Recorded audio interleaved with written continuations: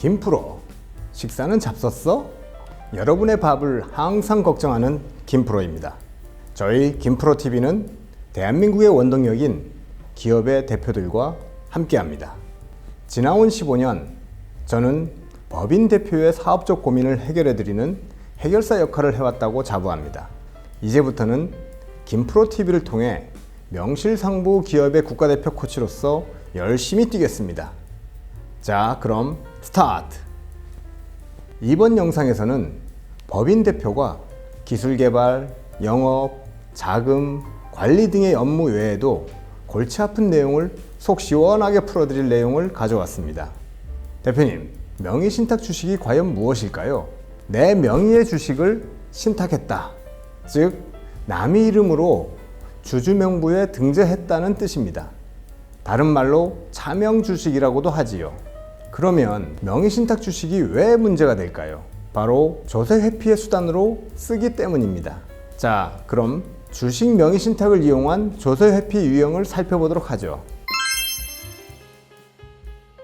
표에서 보다시피 본인 소유의 주식을 임직원 명의로 차명 보유하게 되면 상속세나 증여세를 줄일 수 있습니다. 차명 주식을 본인 자녀에게 편법으로 증여하면 본인의 증여재산이나 상속재산이 줄어드는 효과가 있겠지요. 증여 상속재산 누락으로 조세회피를 추구한 사례입니다. 그리고 상장회사의 대주주는 주식 양도소득세를 부과하는 것을 알고 계시죠?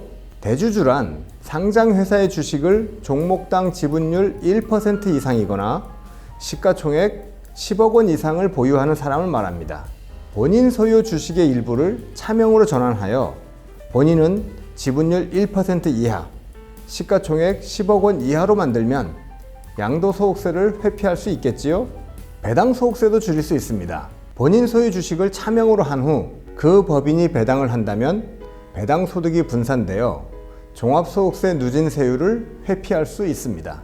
또 법인 주식 50%를 초과 보유하고 있는 주주를 과점주주라고 합니다. 과점주주는 법인의 체납세금에 대해 2차 납세 의무를 지고 있습니다. 하지만 보유 지분을 50% 미만이 되도록 차명으로 주식을 분산해 놓으면 과점주주의 2차 납세 의무도 회피할 수 있겠지요. 명의신탁 주식이 세금을 덜 내기 위한 수단 외에도 명의신탁자와 수탁자에게 세금이 부과될 수도 있습니다. 명의신탁자가 본인의 주식을 차명으로 수탁자 명의로 등록하면 과세당국이 본래 주인인 명의신탁자가 차명 주주인 수탁자에게 주식을 증여했다고 판단하여 수탁자에게 증여세를 부과할 수 있습니다. 반면에 명의신탁자가 차명으로 되어 있던 자신의 주식을 회수했는데 차명 주주인 수탁자가 신탁자에게 증여한 것으로 보아 고액의 증여세를 부과할 수도 있고요. 이러한 내용을 정확히 모르고 명의를 빌려주었다가 세금 폭탄을 맞을 수 있다는 것이지요. 이러한 조세 회피의 수단으로 악용되거나 선의의 피해자가 발생하기에 과세당국은 명의신탁 주식을 근절하기 위한 차명 주식 통합 분석 시스템을 개발하게 됩니다. 대한민국이 IT 강국이란 것은 잘 알고 계시죠? 대한민국의 국세 행정 시스템 엔티스의 정보 수집 및 분석 기능은 세계 최고 수준입니다. 2016년 10월 18일 국세청은 이러한 국세 행정 시스템 엔티스를 기반으로 차명 주식 통합 분석 시스템을 구축하여 명의신탁을 이용한 탈세 행위 차단에 나섰습니다. 이 시스템은 장기간에 걸친 주식 보유 현황 및 변동 내역, 각종 과세 자료, 금융정보 분석원 등 외부 기관의 자료까지 취합합니다. 취합한 자료를 통해 주식의 취득, 보유, 양도의 모든 과정을 통합 분석함으로써 명의신탁 혐의가 높은 자료만을 선택하여 정밀 검증이 가능하도록 되어 있습니다. 김프로TV는 중소기업 대피를 위한 채널이기에 본 영상에서는 중소기업의 차명 주식의 실태와 해소 방법에 대해서 설명하고자 합니다. 그러면 명의신탁 주식, 즉 차명 주식은 왜 발생했을까요? 제가 15년 동안 상담하면서 경험한 사례 중심으로 설명하도록 하겠습니다.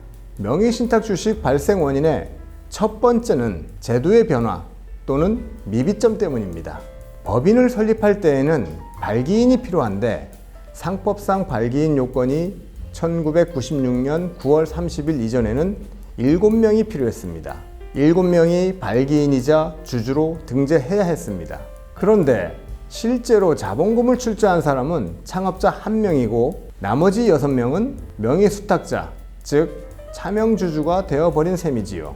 예를 들어 1996년 1월 1일 1억 원의 자본금을 출자하고 본인이 40%, 차명주주 6명이 각 10%씩 지분을 나누어서 법인을 설립했다고 가정해 보시죠. 설립 후 20년이 지나 1억 원의 회사가 100억 원으로 성장하면 차명주주의 각 10%의 가치는 10억 원으로 커지게 됩니다. 금액이 커지면 분쟁이 생길 여지가 훨씬 많아지겠죠.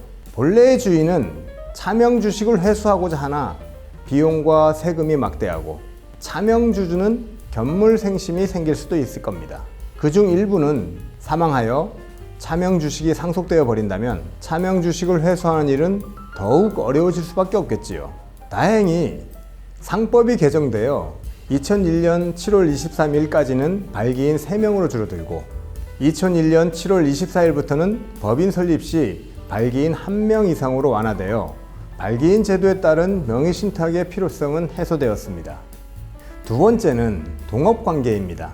창업자가 회사를 설립할 때 또는 설립 이후에 기술력이나 영업력이 뛰어난 유능한 직원을 스카우트하는 사례가 종종 있죠. 중소기업은 고액의 연봉을 주기 어렵기 때문에 회사의 비전을 강조하고 운명 공동체임을 확신시키기 위해 주식 일부를 스카우트한 임직원 명의로 등록하곤 합니다. 그런데 그 임직원이 퇴사하게 되면 회사의 오너는 고민되기 시작합니다. 임직원이 실제 출자한 것이 아니기 때문에 차명 주식이 될 것이고 그 주식을 회수해 오기 어렵기 때문이죠. 게다가 만일 퇴사한 임직원이 주주로서의 권리를 주장하면 골치 아픈 일들이 발생하기 때문입니다.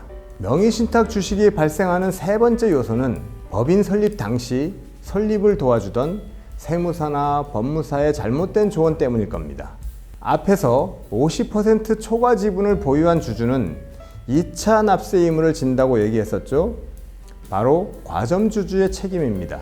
과거에는 법인 설립을 도와주는 세무사나 법무사가 과점주주의 책임을 회피하기 위해서 본인의 지분을 50% 이내로 해야 된다고 조언했다고 합니다. 물론 이것은 제가 상담한 대표이사의 인터뷰에 따른 것으로 대표이사의 기억에 의존한 것이기에 실제 여부는 잘 모르겠습니다만 상담하다 보면 종종 이런 경우를 볼 수 있었습니다. 과점주주의 부담이 얼마나 컸는지는 모르겠지만 현재의 기준으로 보았을 때는 실로 터무니없는 내용이지요. 지금까지 명의신탁 주식의 문제점과 발생 원인 등을 설명드렸습니다. 다음 영상에서는 법인 대표들이 눈이 번쩍 뜨이는 내용을 말씀드리고자 합니다. 바로 명의신탁 주식을 본래의 주주에게 환원시키는 방법을 실제 사례 중심으로 연재할 것입니다. 다음 영상을 꼭 시청해 주시기 바랍니다. 지금까지 대표님들의 밥을 항상 걱정하는 김프로TV였습니다. 구독, 좋아요 꼭 부탁드리며 다음 영상에서 뵙겠습니다. 감사합니다.